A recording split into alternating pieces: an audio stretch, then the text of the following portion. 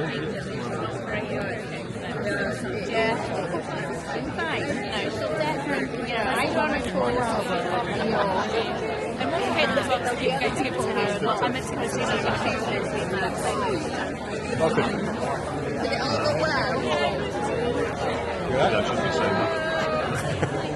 we're sort of taking the pack together.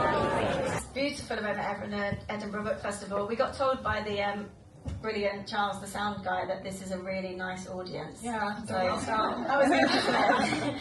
My name is Holly McNish, and I have got the absolute joy of introducing Caitlin O'Ryan to you all today. I'm sure you all know who she is, and that is why you are here.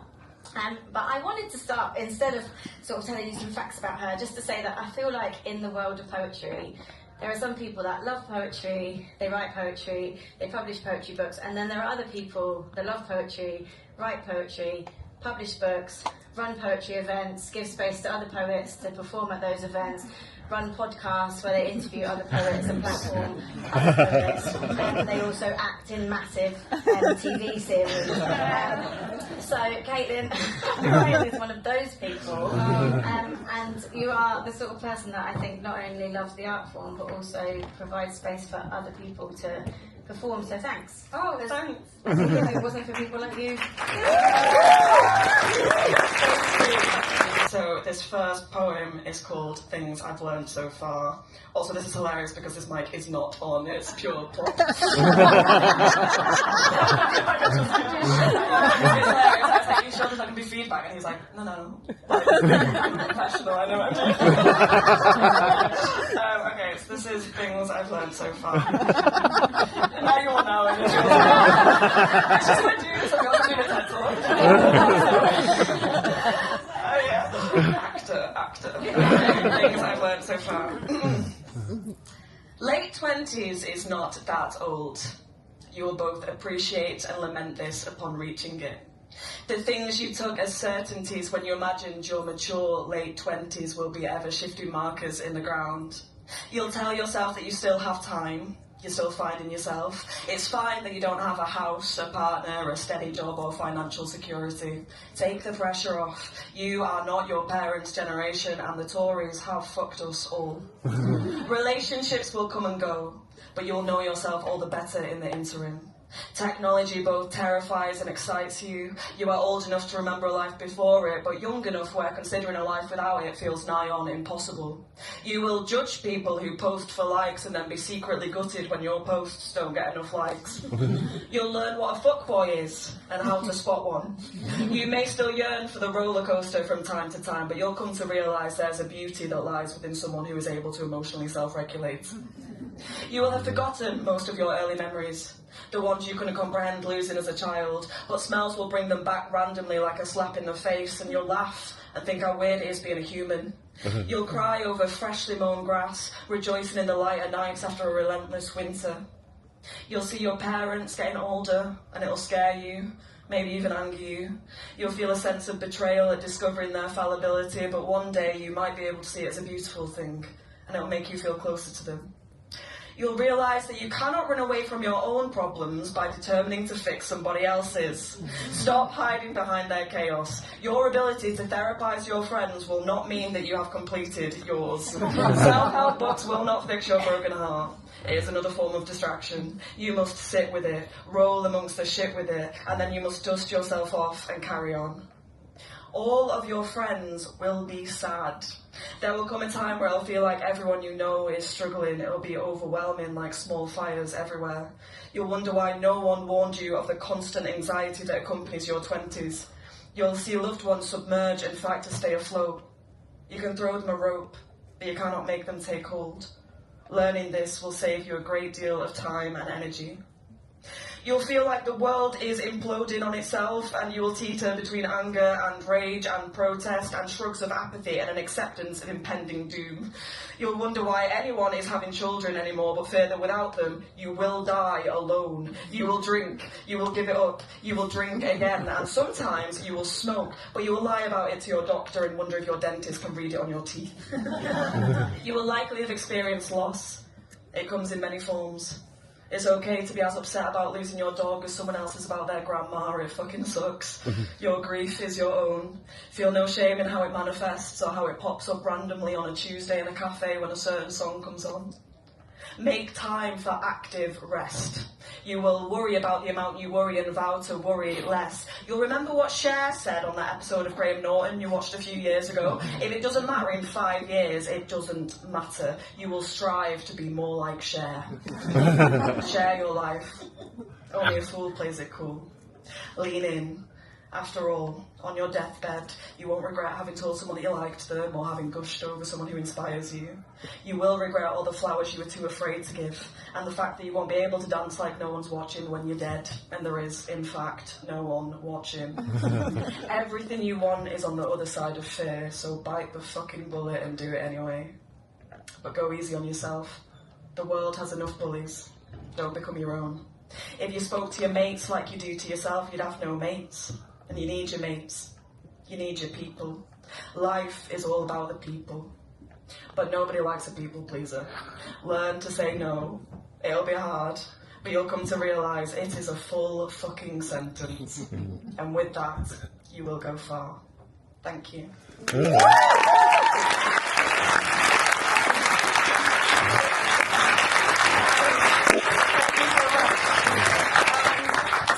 This poem is I kind of tried to do it in like a chronological order, and the first poems that I started writing and performing was when I first moved to London, and I'm from Oldham, which is just outside Manchester, all the Oldham heads in, and so when I first moved to London, it was very much feeling this toxic productivity of a city where you're trying to make your dreams come true. And so this is a poem that I kind of wrote in response to that, because my friends in town seem to be way more stable than I was. So this is called Friends from Towns. Friends from towns are settling down. Lifelong partners, sourdough starters, talking wedding dresses, and I'm impressed they managed to get a mortgage. It's more than I can manage to get up in the morning after late nights out. Feeling like death with a debt to pay. Flat whites are drinking my savings away, and in this lonely city, though we're made of millions strong, isn't it a pity that love keeps going wrong? Passing ships in the night, desperate to make the right decisions, clinging to perfection in this mess that we call living. Chasing the dream in 1,000 various directions, I can't commit to sleep, let alone to deep connections. Call it self-protection. If it's not instant, it's not for me, unless, of course, I'm talking about my one-a-day coffee. You can keep your granules. I may not have much, but I'll always have standards. I'm wanting cool, Instagrammable spaces that famous names and faces implore I should check out. I'm decking out my rented pad with plants I can't keep satisfied, hiding from responsibility with too little water or too much light. It's hard to get the balance right. These bricks I'll never own. This house will never be my home, and it seems the only thing I can invest in is men with complex issues. For sure, let me try and fix yous. And it's frightening how solitude is tight in its grip, how quickly we can slip into filling up with things we lack, stuffing holes to hide the cracks. I'm playing invisible twister, and insufficiency is the spinner. I'm here, I'm there, I'm everywhere, and then I'm racing home for dinner, and by that I mean my tea. My God, this city will take it all from me, including my northern identity. I'm constantly tired, but constantly bored. I constantly feel like I'm being ignored. When I need some connection, there's nobody there. When I need privacy, suddenly people stare. I'm constantly guilty. It's never enough. I constantly wish I felt a little less rough. The streets are paved with gold, and when I'm older, I'll make time to rest. But when I'm older and I'm past my best, will I regret not settling sooner? The longing as opposed to living. The taking as opposed to giving in to riding the ride of this thing we call life. The settling down and the being the wife. I'm rallying against the expected, but will I regret the rejected opportunity for simplicity? The house, the dog, the you and me, the baby, the garden, the growing old comfortably. Time will tell, but till then, please tell me that I still have time. Thank you. It's rare that I write a love poem, because I write when I'm pissed off. So This is one of the rare ones, and it's for my fellow worriers out there. It's called Worrying is Like Suffering Twice. I should probably say that the illustrations as well were by my friend Emily, who I met in a coffee shop near me, and we didn't know each other, and she was doodling behind the coffee shop. And I was like, God, what's that? Are you an illustrator? She was like, no, I'm just doing a postcard for my dad. And I was like, God, you're amazing. And then we got chatting, and she asked me what I was doing, and I said that I was writing a book. And then she reached out to me on Instagram and asked whether she could illustrate the book. So she's incredible. She was the first person that I shared the book with, so shout out to Emily. Cool, this is called Worrying is Like Suffering Twice. He said to me, worrying is like suffering twice. And all the lights flickered. Like he predicted my mind before it knew itself. He said the trick is, stay within the current and the worries will start to dissipate. I complained I didn't know how, that my brain was wired different somehow, that staying was a struggle, that my thoughts get in this muddle and my mind works overdrive. I try to ride it out, but doubts and derisions cloud decisions, and I lay awake at night with the weight of everything I've ever done and yet to do, clawing at my skull beneath the slither of the moon. Sleep eludes me. Nothing soothes me. Rumination chews through me like an old dog with its toy. And as I toss with my own toxicity, his arms reached around the depths of me and held me close. He said, let go, succumb. What is done can't be undone, and what is yet to come will happen whether you will it to or not, he said. I know you have magic within you, but you cannot stop the passage of time, and clinging on for dear life will only make your hands weary, so rest, my love. You have worked hard enough, and the darkness drew in a little closer. There is wonder in what is unseeable. There is wisdom in what is unknowable. You cannot stop the tides, but you can learn to ride them out with patience. Lay with me here in the vastness of opportunity. Right now it's you and me, and if you cannot rest here, you risk one day this moment disappearing. And he pulled me in. And there we stayed, our bodies bent like two commas, taking pause in a life that we'd been sentenced to. Our only power basking in the presence of every word our next breath drew, and foreheads touching, we whispered sweet nothings until the sun became the moon. And outside, the beating city drummed at the window pane, but inside, our stillness remained untouched, at least until the morning, at least until the dawning of another daunting day. Thanks.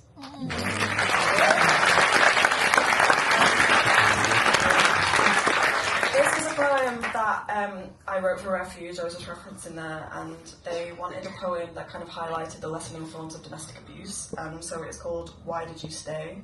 Because I think that's quite a problematic question that we ask victims of domestic abuse. So yeah, little trigger warning. Cool. Why did you stay, they say? As if I've never heard that question, as if it's not the thing that leaves my lips when met with my reflection. For my perception of myself is skewed, I don't know how I got there. It's not the life for me I choose, but somehow I got lost there, so why did I stay? Because the warning signs were subtle. I knew to look for danger, for the violent signs of trouble. So yeah, I struggled to see the smaller signs, to read between the blurring lines, and by the time I realised it was already getting too late. So why did I stay? Because it's a chipping away. You notice a crack, not a quiet decay. And it started so good, like these things often do. And you're falling in love, and it's shiny and new. And you overlook the little things, the moments when they criticise. You tell yourself to be in love, it's all about the compromise. So you'll alter your behaviour if it helps them feel more stable. You see them and they're struggling, but you are strong and able. So if it means a few more texts went out with friends to bring them peace, it's not too far a stretch if it enables them relief. So why did I stay? They say if you put a frog in boiling water, it saves itself immediately. But put it into cool and slowly heat it unbelievably, the frog it won't perceive as gradually the heat increases, and so it intensifies until the poor frog is deceased, you see. It starts off small, so small you think you've got it handled, till you're feeling overwhelmed by the sheer weight of their demands, and you understand that they're in pain, and you understand that you're the cause, and you understand that if you change, things can return to like before. And all you wanted was to love them, all you wanted was to please, and if you edit your behaviour, maybe this can be achieved. So you'll leave the party early, or perhaps not go at all. You'll keep your phone in sight so you can be at beck and call. And all you have to do is keep things light. If you just behave, you'll be alright. On this tightrope where you're balancing, whilst all around's unravelling. And with each tip of toe, all you have is the hope that you can make it through to one more day. So why did I stay? It's hard to see the red flags when your glass is tinted rose. And it's hard to choose yourself when seeking love is what we're sold. So why did I stay? Maybe we need to stop and reframe the question, for perhaps the answer lies inside the tone of its suggestion. The emphasis is put on me, the blame insinuated. It's because I blamed myself that I stayed stuck in situations, and the shame you feel. The shame, it cuts you off from all you know, withdrawing from your loved ones, leaving nowhere else to go, and you're looking in a mirror at a face you can't recall. You can't believe they want someone so pathetic and so small, so no. Please stop asking, why was it that I stayed? A better question we must ask is, why did they? Thanks.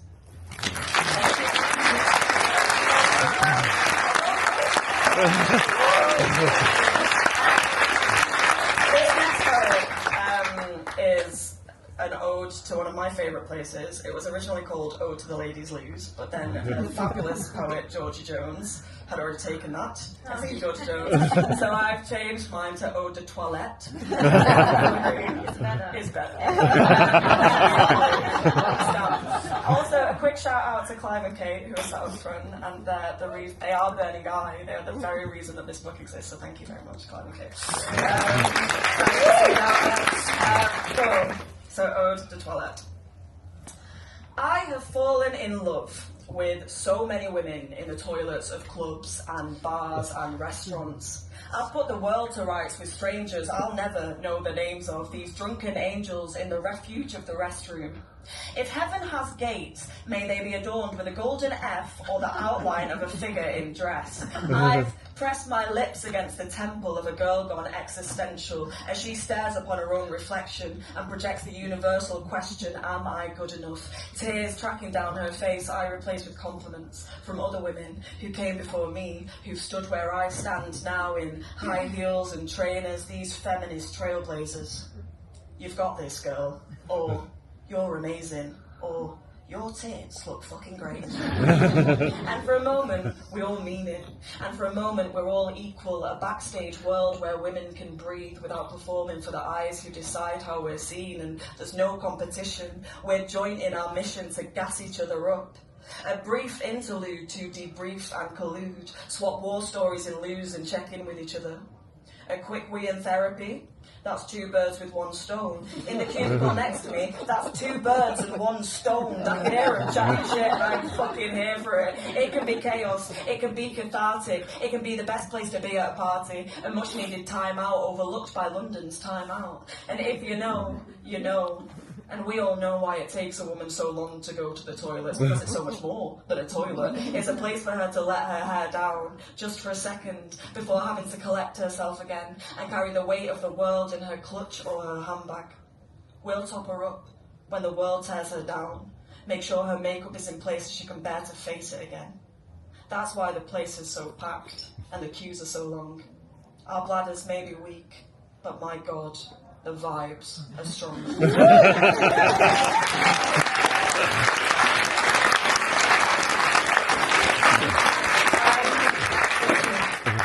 This one is this one is a heavier one, and it's going to be a mashup of a couple of poems plus one that I've kind of started while I'm in the midst of writing.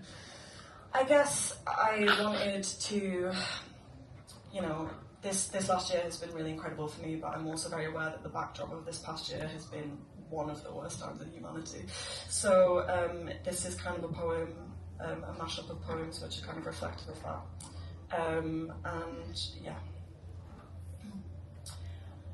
We're out of gas, we're out of steam. We're giving up on all our dreams of better days and safer nights, of moving left instead of right, of looking up to clearer skies, of breathing in our cleaner sighs, of fewer lies.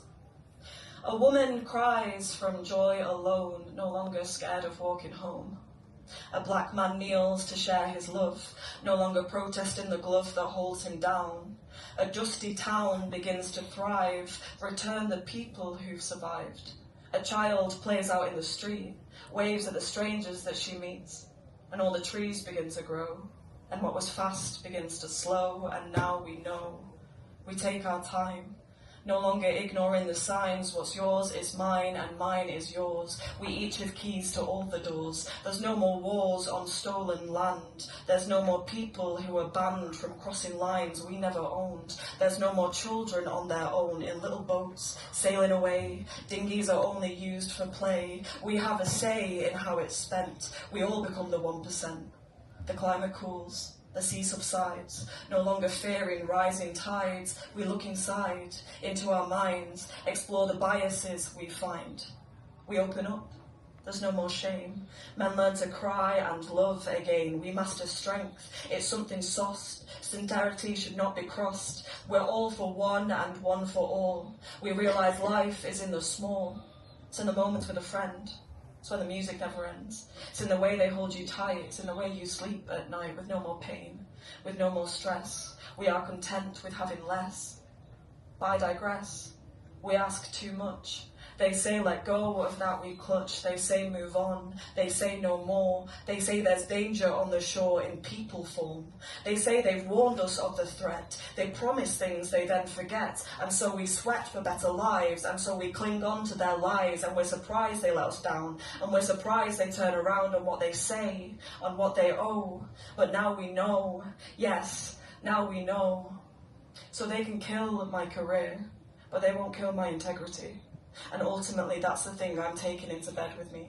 And as I lie awake at night, the thoughts within my head will be the bodies of the children stuck beneath the fallen debris. See, it's their glazed eyes I'll answer to, and not the ones of those in suits who cover up and bend the truth, then package it and call it news. They'll try to keep the artists mute, because art's the only thing cuts through, strikes beneath the heart in you, reminds you that they're human too.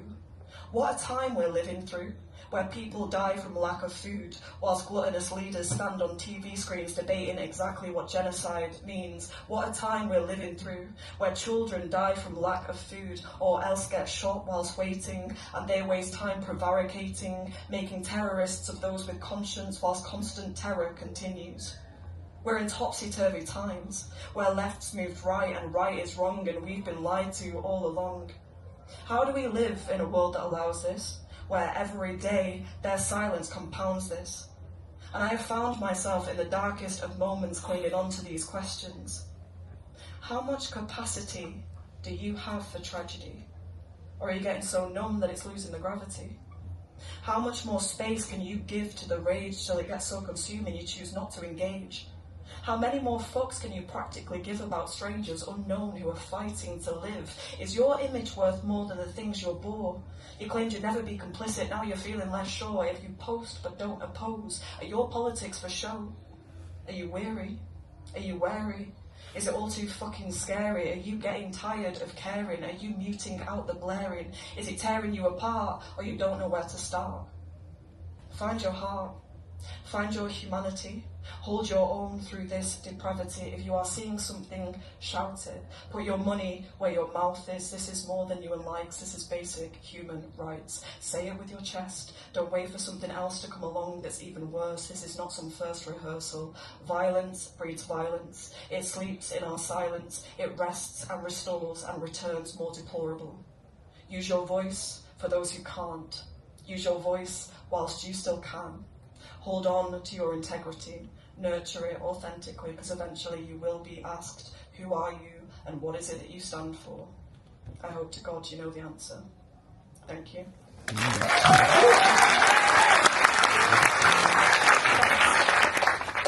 This next poem, I think, in times where it feels really chaotic, the things that we kind of cling to are people and community, and for me it's very much my friends. And so this poem is Gin and Platonic, which could have just been a title and the poem in itself, but I decided to write more. So this is called Gin and Platonic, and it goes out to all of my friends, many of whom are here. Amber flew up from London today, she's flying back down after this.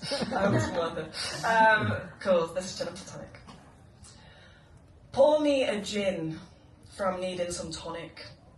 To be honest, I can do without the gin, I just need someone to fill my cup, and you've always been so good at that.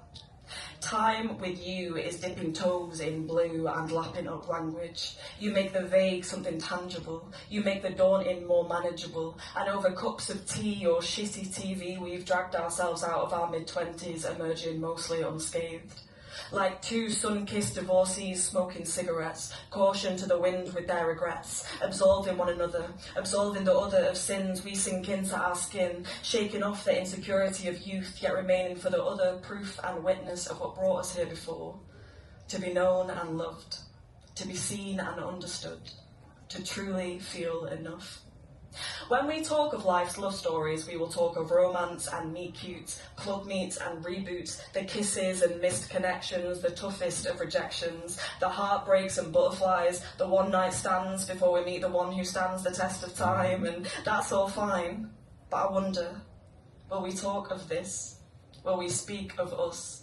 Will we romanticise platonic love, pay homage to the humble, the ones who stumbled alongside all the highs and lows and misdemeanours, gave meaning to our madness, and held us in the absence of any other kind of love? Will our friendship be enough? Sure, sex is great, but laughing with your mates over something trivial is biblical. It is gifted by the gods. So pour me that gin, or whatever it is you have lying around. It's really not about the gin. I don't even like gin. It's about us taking time to drink each other in, savouring in this platonic love. For it is the elixir, far better than any spirit and mixer. And as we sit and sip and reminisce, I want us to always remember this. This is the moment, this the destination, this our greatest love story that will always bring salvation. Thank you. I've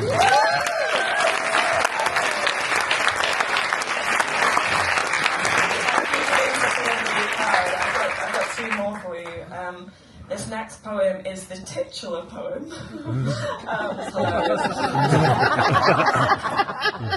Why am I doing this?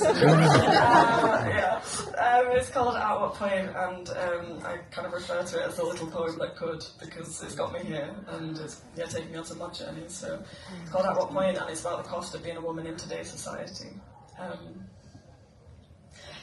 At what point do you tell a girl a park's not just for play? At night time, stay away, there's danger lurking all around. And round about dusk, the rustles in the bushes might be home to something much more menacing than bushy-tailed creatures who are out to steal your crisps. The risks of a shortcut.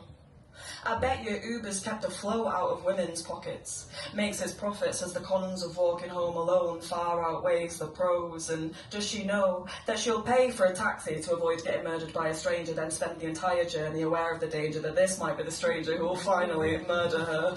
If I had £1 for all the pounds lost due to the cost of having to consider getting home without accostation, I still wouldn't earn the same as men. But then again, the system's rigged to constantly remind us our beauty is behind us, and so we must invest in lotions and potions, the extent of the ocean, to maintain a sense of relevance. I'm relatively sure if I'd have saved all the money that promised flatter tummies or younger skin or looking thin or better hair or buying uncomfortable underwear for him, well, I'd be halfway to a mortgage. But more than that, I'd have a sense of power back. They profit off our lack, you see. Attack appearance constantly, confine us to the binary of slut or saint. We can't escape, but both are tainted. We're well acquainted with the shame, born into a losing game.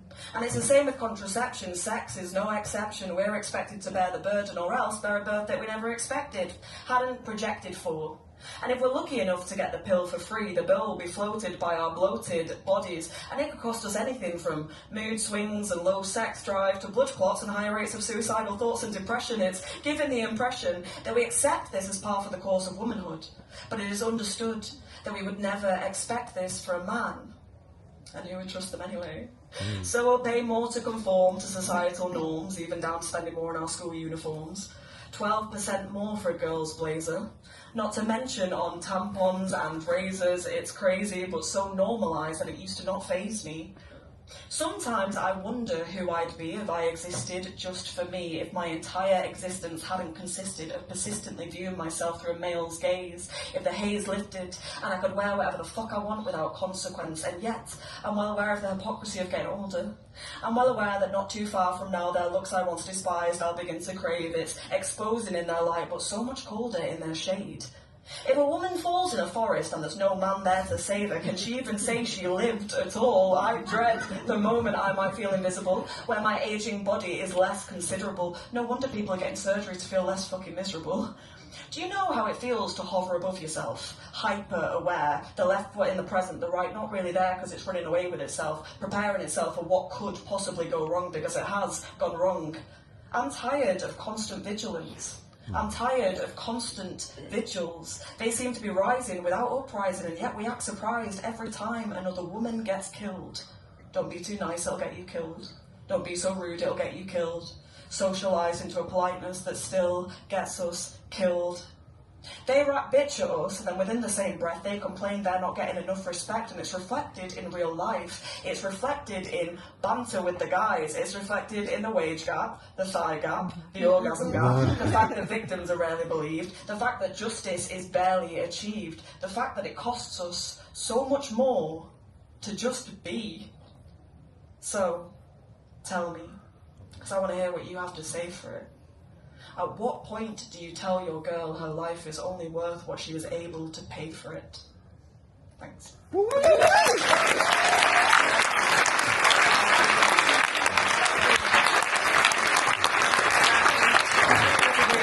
incredible. And this is the last poem that I'll leave you with. And this in the book is dedicated to all of you. So, yeah. Hey, you're okay. I know it feels like life might be rolling away, but come back to yourself. Stay strong. The beauty of life is in getting things wrong. We're not long for this world, you and I. Better to end having everything tried than die trying to scrape back time, rifling through what could have been in our minds. Hey, you're all right. I know that it feels like you're caught in a fight. Sometimes it's outwards, but mostly within. There's a war going on and it's under your skin. I see you're in pain. I understand. Life hasn't gone quite the way you had planned, but come back to yourself. Stay strong. It may be that this was the plan all along. Hey, this will pass. I know that it feels like the wake of a blast. I know that there's anger. I know that there's shame. And so many feelings you're struggling to name. I know that you run in and don't know what from. I know that there's days when you wish there were none, and gone is the freedom that you used to feel. Drifting through life slowly lost its appeal. There's a realness now to the choices you make, a more human cost if you make a mistake. You're dancing on eggshells, coughing up smoke, deflecting questions with diverting jokes. You're screaming for change but can't quite create it, stifled by life but so scared to detonate it. You're awaiting something. You don't know quite what. You had it once, but by now you forgot. It's a lot. It's almost too much to hold. You're searching for something to make you feel whole or feel held. And in the quiet of night where your body once melded to another, you lay awake remembering all the lovers that you could have, or you should have, or you would have, if life had gone a different way. You'd play out all the means in which you might have made them stay, if just for one more measly moment, one more mediocre day. But please, hold on. Please hold your nerve. Don't you dare fucking settle for less than you deserve. You are loved. You're not alone. In this place you have a home. In this space where people meet just to hear another speak some words of comfort and connection. A place of laughter and reflection. A place of rage and introspection. Where every single person here has overcome rejection or is dealing with it now. If you'll allow. Let us hold your imperfections for a portion of the evening, and take the deepest breath just to remind yourself you're breathing. Let this be part of healing. And know that everything you're feeling, well, someone else has felt it too. Let the darkest part of others shine a light inside of you.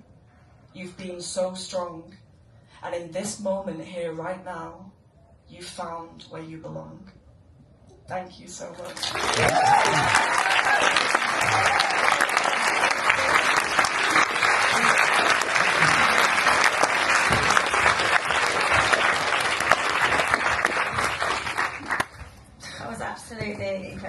So brilliant. Also, it's all in here. This is what I love about poetry. I know poetry gets quite a bad name sometimes, but all of that is in here. Like, look at it. Yeah. It's like really little and really slender. You just fit in your bag and the whole thing is in there. Like, buy a novel. They're all good and everything. But there's so many different subject matters, aren't they? It's amazing. Like, all of it. It's just there. And more as well. So, yeah, just grab it.